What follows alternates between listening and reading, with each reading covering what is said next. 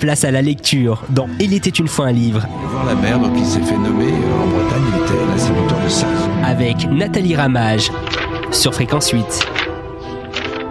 Bonjour à tous et à toutes. Cette semaine, Il était une fois un livre reçoit Geneviève Chinchol-Queyrat pour parler autour de son livre Les Affranchis, édité chez L'Harmattan. Bonjour Geneviève. Bonjour Nathalie, bonjour à tous. Donc hier, vous nous avez un petit peu éclairé sur votre travail d'analyste jungienne, que vous êtes à côté de votre travail d'auteur. Mais vous nous avez aussi expliqué que ce travail en cabinet commençait un petit peu à diminuer. Oui, se termine en fin d'année.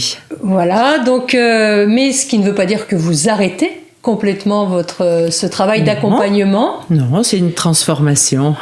Et mon petit doigt m'a dit que vous aviez un projet, toujours d'accompagnement comme ça, mais de manière plus collective peut-être, et qui s'appelle L'Arbre à Palabre. Donc, oui. Est-ce que vous pouvez nous en dire un peu plus sur ce projet ?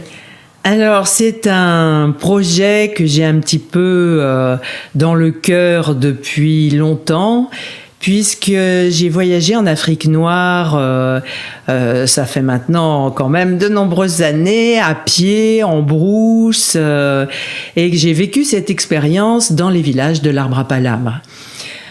Si je me souviens bien, c'était le jour des femmes était le jeudi, le jour des hommes le vendredi, parce qu'on fabriquait le fameux vin de palme qui, au départ, pour les femmes, était non alcoolisé, était un peu alcoolisé pour les hommes. Et le but de l'arbre à palabre, excusez-moi, était de réguler quelque part l'inconscient des gens, l'inconscient du groupe, du village et de l'entente avec les autres villages. Donc, les personnes qui avaient un peu un contentieux ou quelque chose un petit peu sur le cœur, qui passait pas, venaient, l'expliquaient, montaient en émotion. Les gens pouvaient vraiment, on peut dire, s'engueuler, s'empoigner, aller à la limite d'une certaine violence. Et puis, ma foi, les choses étant dites, les choses étant sorties comme une sorte de catharsis, l'arbre à palabre finissait gentiment dans les éclats de rire et finalement, globalement, le village se régulait de cette façon-là. Donc c'était un lieu... sous un arbre. Sous un arbre. Voilà, où on allait les palabres, on allait parler, on allait travailler par la parole à régler ces conflits. On allait palabrer, quoi. On allait palabrer, exactement. Alors, le jour des hommes, ça montait plus fort parce que le vin de palme tournait dans, je sais plus ce que c'était, un truc de coco, là, qui était plein de vin qui commençait à pétiller et qui tournait. Alors, ça faisait monter les esprits et ça participait à cette sorte de catharsis. En fait, ça permet de désinhiber un petit peu c'est ça. Les plus introvertis. C'est ça. Et moi, en tant qu'occidental, je me disais, mais nous, on fait pas ça en France. J'imaginais, vous voyez, que même dans la vie de famille, eh bien, on prend le dimanche matin, on se met à table et chacun dit ce qu'il a vécu.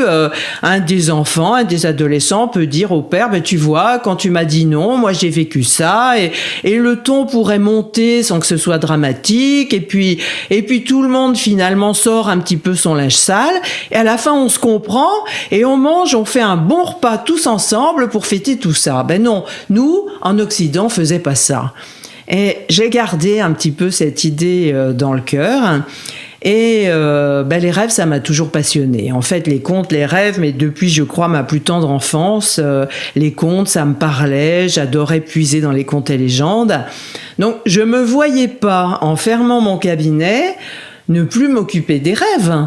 C'est comme je ne me vois pas ne plus écrire ou ne plus peindre ce que vous aimez faire. Vous le faites, même si c'est votre profession, vous gagnez votre vie à un moment donné avec, mais vous continuez à le faire parce que ce que vous faites, c'est vous.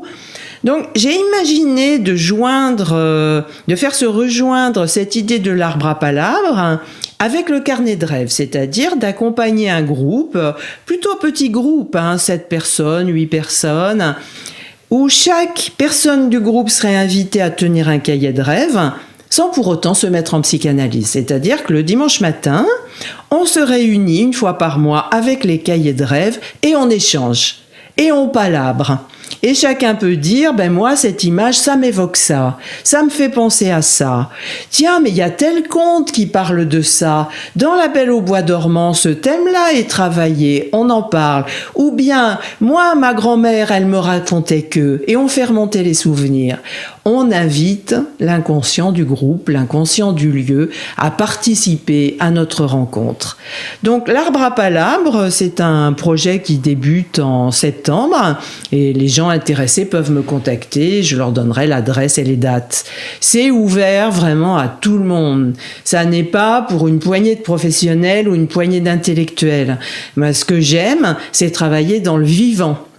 Mes conférences les plus savoureuses, c'était des conférences dans les campagnes profondes où on est capable d'expliquer les choses avec les mots des gens, avec les mots de tous les jours.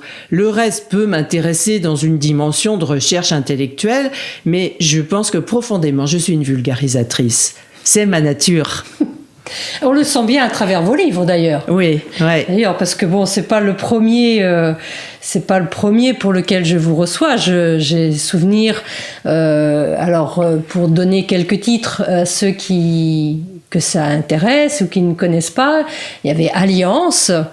Je vous ai reçu aussi pour Identité et altérité à travers 2 contes. Oui. Là encore. Oui. Cette histoire de conte, oui. Qui est un peu une métaphore du parcours initiatique pour grandir chez l'être humain, le oui. conte, les mythes. Oui, c'est ça, hein, tout ce qui nous traverse, toutes nos passions humaines, toutes nos dislocations, nos épreuves, nos maladies, nos rencontres difficiles, nos questions, tout ça se range dans un certain ordre, vient solliciter nos forces les plus profondes pour qu'on devienne vraiment soi-même, pour employer un mot jungien, le travail d'individuation. Sous-entendant qu'on ne naît pas ce que l'on est ou qu'on n'arrête pas de naître à ce que l'on est véritablement, soi et les autres, bien entendu. Et le dernier, La lavandière du gué. Le dernier pour lequel je vous ai reçu. Donc voilà, je remettrai sur la page Facebook de l'émission, je remettrai les titres de vos livres pour ceux que ça intéresse, en plus de celui pour lequel je vous reçois aujourd'hui, qui s'appelle donc Les Affranchis, tous édités chez L'Harmattan, donc on peut retrouver oui. dans toutes les bonnes librairies. Voilà, c'est ça. Voilà. C'est ça. Donc quand vous disiez tout de suite ce processus d'individuation, c'est une manière un petit peu de redonner à chacun le côté unique de l'individu. Chacun a sa personnalité, chacun a son histoire. Et ce processus d'individuation, comme vous dites, c'est que l'on peut faire toute sa vie. J'imagine que ce travail n'est jamais fini. Est-ce qu'à la fin de sa vie, on peut espérer un jour bien se connaître ? C'est curieux parce que je me demande, je vais vous donner une réponse paradoxale, mais je crois qu'au fond, il y a un moment donné où il y a de plus en plus de lâcher prise et l'idée de la connaissance de soi et peut-être davantage une idée de la rivière qui se jette dans le fleuve et le fleuve se jette dans la mer. Donc c'est en se perdant finalement, c'est en se donnant, un peu comme la fleur ou la plante dans son stade final s'ouvre et se libère et les graines partent au vent. Donc je pense que j'associerais sur la fin de la vie davantage l'idée du lâcher-prise. Ça n'est plus tellement important de se connaître que de se dissoudre, de lâcher prise vraiment pour on est un peu chacun, on est un peu le monde, on est un peu le vent, nous sommes un peu la rivière et de rejoindre le grand tout. que la connaissance de soi pour une personne qui a 20 ans, qui est en train de chercher à travers quel métier elle va s'exprimer le mieux, ou la femme qui a 30 ans, qui est en plein dans la question des enfants, de la famille, peut-être du couple, qu'est-ce que le couple, comment exister personnellement au sein d'un couple et d'une famille, la question de la cinquantaine, de la soixantaine, vous voyez, la question de la connaissance de soi, au fond, suivant l'âge et l'époque dans laquelle on est, et le style de vie peut-être, ne se lie pas à la même, dans la même strate. Oui, ou alors ce processus d'individuation est-ce qu'il est très très intéressant et surtout très important de le faire jusqu'à ce qu'on ait suffisamment confiance en ses propres forces pour justement ensuite arriver au lâcher-prise. Alors là, effectivement, il n'y a pas d'âge. Il y a des gens qui peuvent avoir atteint ce degré de confiance en soi, oui, à 30 ans. D'autres, ça va être 40, d'autres, ça va être 50, d'autres, ça va être 60. Ouais. À la fois, peu importe, puisque le principal, c'est d'y arriver. Ouais. Donc, en fait, ce processus, il est important et indispensable jusqu'au moment où cette confiance est suffisamment importante pour s'autoriser le lâcher-prise. Le lâcher-prise n'est possible que si on a suffisamment, si notre capital de confiance, on l'estime suffisamment important, non ? Très certainement. Très certainement. Quoique, je pense que dans le cas de certaines pathologies, certaines névroses, les personnes lâchent prise, enfin, par exemple dans le délire, vous voyez, dans des cas pathologiques, bien avant ce que vous dites au niveau de l'équilibre. Il y a cette image du ver qui devient une chrysalide, qui va donner le papillon. Et en fait, quand le papillon naît, il y a encore une étape où il est plein d'humidité et il doit bien laisser ses ailes au soleil pour que le soleil finisse de bien sécher et seulement après il peut s'envoler. Alors, moi je mettrais le processus d'individuation comme l'intégralité du processus, c'est-à-dire même le lâcher-prise du fleuve qui se connaît en se jetant dans l'océan. Je fais partie pour moi du processus d'individuation, vous voyez ? D'accord. Je le mettrai pas dans le sens individuel, individualité, que dans un sens plus vaste de la naissance et du mourir, sachant que ce cycle de vie-mort-vie, on le vit des tas de fois dans notre vie. Je pense que suivant les personnes, c'est plus ou moins conscient. Il y a des gens qui le vivent vraiment presque concrètement. Pour d'autres, la question ne se pose pas. Mais en réalité, la métamorphose oui, parce qu'il faut voir la mort, il faut la voir comme, non pas la mort physique, mais comme un moment de transformation dans notre vie, quoi. C'est ça. Et même dans les rêves, quand un personnage meurt, c'est toujours une transformation d'une énergie. Voilà, c'est jamais une mort physique. Voilà. Vous parliez hier, dans l'émission d'hier, de la guerre, un rêve de guerre. Par exemple, vous allez tuer un personnage excessivement dangereux, un SS, vous n'avez pas le choix, vous le tuez. Alors, dans l'interprétation du rêve, on va venir à vous par rapport à ce SS. Vous êtes une femme, on va aller dans la direction d'un animus négatif. Ce que Jung appelait l'animus, c'est notre partie masculine. L'homme a une partie féminine, on l'appelle l'anima. Et la femme, une partie dans son inconscient masculine qu'on appelle l'animus.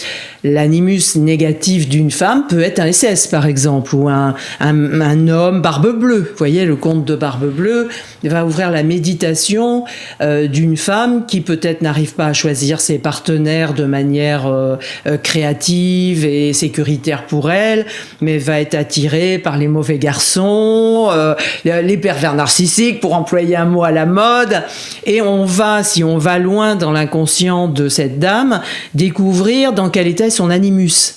Et on découvre qu'il y a toujours une ressemblance, quelque chose de similaire entre ce personnage intérieur masculin et dans la vie, la personne que vous rencontrez. Donc on va travailler sur les deux plans. C'est-à-dire que sur le plan concret, bien évidemment, vous n'allez pas vous laisser démolir, mais sur le plan interne, il va falloir réhabiliter cet animus, qui reprenne une vie autre, plus positive. Et qui se transforme non plus, enfin, que le SS se transforme voilà, pour en faire... bon garçon. C'est ça, c'est-à-dire vous le tuez. Alors, moi je dis dans les rêves que tuer est rarement la meilleure solution. C'est-à-dire que le rêve peut proposer d'autres solutions. Tuer n'est pas forcément la meilleure, mais peut-être vous n'avez pas le choix dans votre rêve. Auquel cas, vous le tuez. C'est une énergie... probablement à l'intérieur de vous-même, un trait de caractère est en train d'écraser tous les autres. Ça peut être ça, ce SS. Hein. Donc, il est mis au sol, il est sommé de se transformer en autre chose. C'est un personnage de l'ombre qui va donner de la lumière. On est toujours dans cette complémentarité, non pas une dualité sans réponse, mais l'idée d'une complémentarité qui va amener un troisième terme, de pouvoir amener peut-être une complémentarité. Hier, j'ai entendu à la radio quelque chose que j'ai trouvé extraordinaire. C'est un danseur qui dit « Moi, j'ai eu la rage ». Mais une rage, il dit, j'ai éprouvé une rage. Alors, je sais pas ce qu'il avait vécu.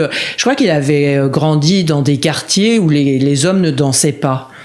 Et il pouvait pas danser, il pouvait pas s'exprimer, probablement vivre quelque chose de sensible en lui.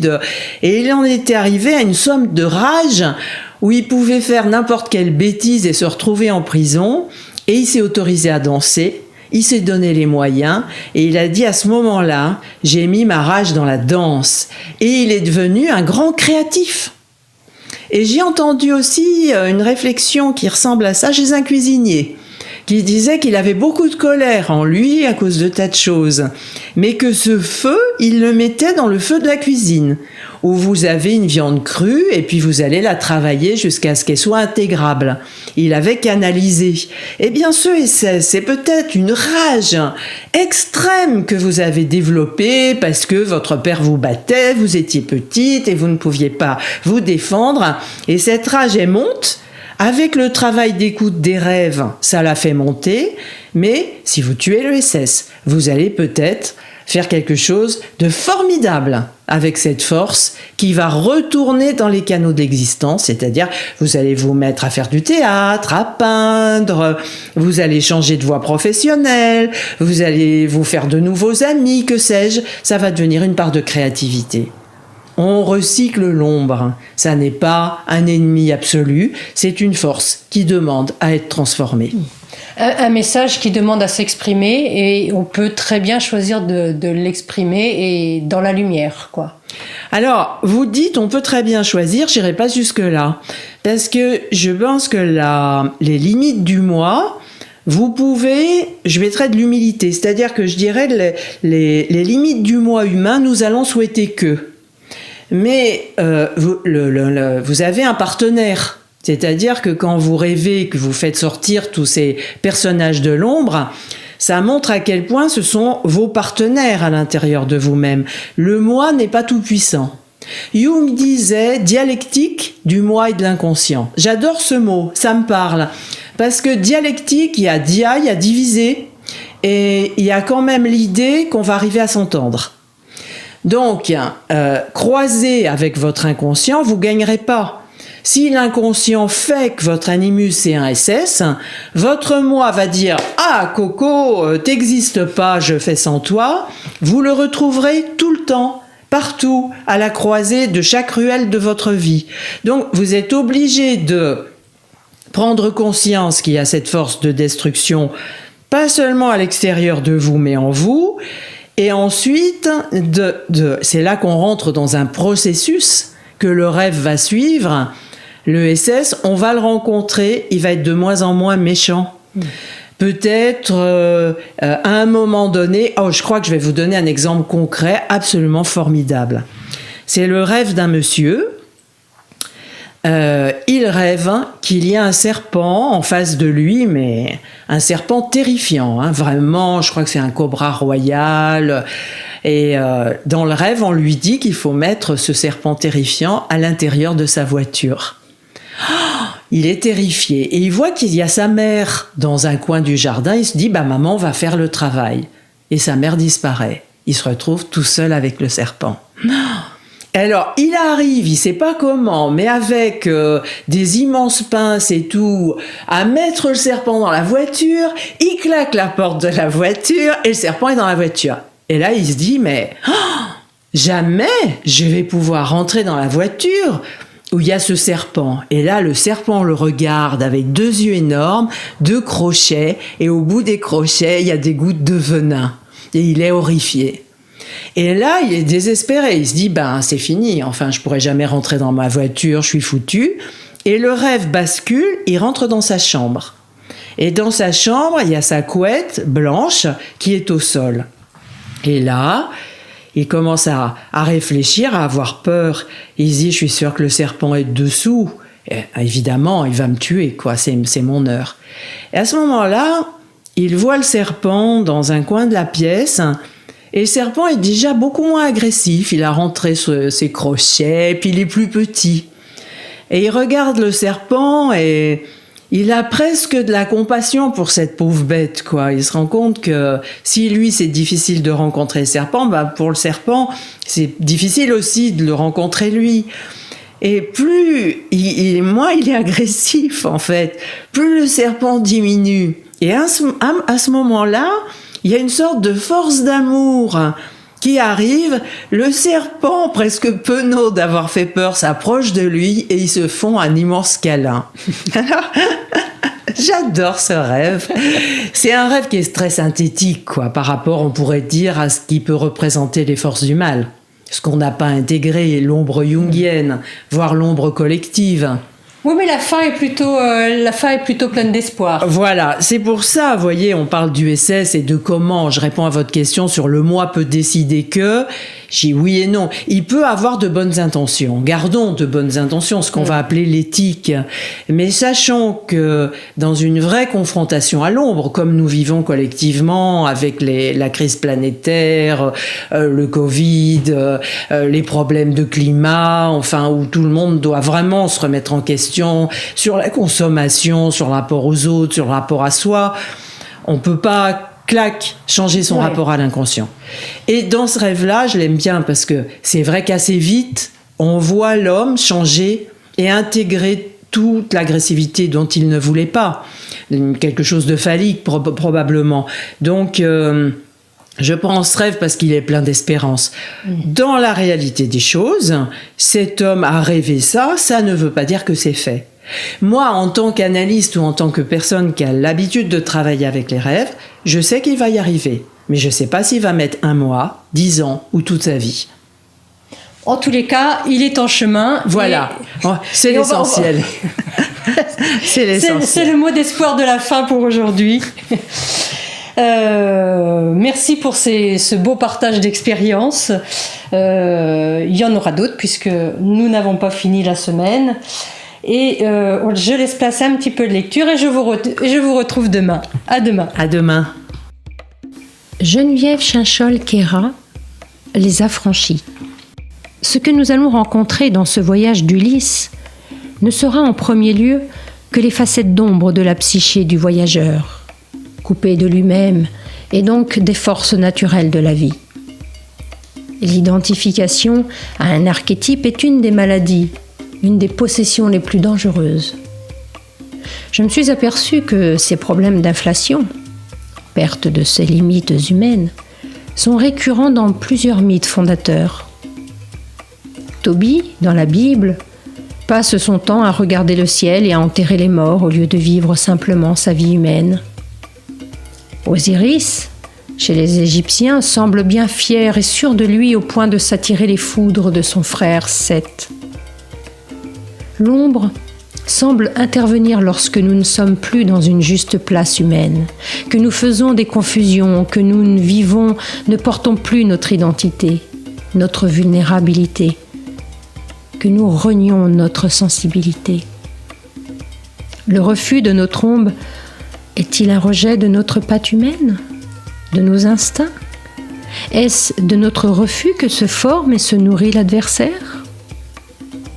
L'initiation peut donc être l'occasion ultime de trouver sa place, et c'est vrai pour toute épreuve, grave maladie, perte d'un être cher, crise intérieure, dépression, et parfois même tout événement ou comportement qui nous fait violence nous croise. Le malheur nous forge et nous forgeons notre malheur, jusqu'au moment sans doute où nous n'en avons plus besoin. Nous sommes souvent très attachés à nos malheurs. Peut-être avons-nous l'impression que cela nous donne de l'épaisseur, de la profondeur. Le personnage en nous se repaît de tout ce qui a été tragique dans notre passé. Et nul n'a été vraiment épargné. Place à la lecture dans Il était une fois un livre. Voir la mer, donc il s'est fait nommer en Bretagne, il était l'instituteur de Sarzeau. Avec Nathalie Ramage sur Fréquence 8.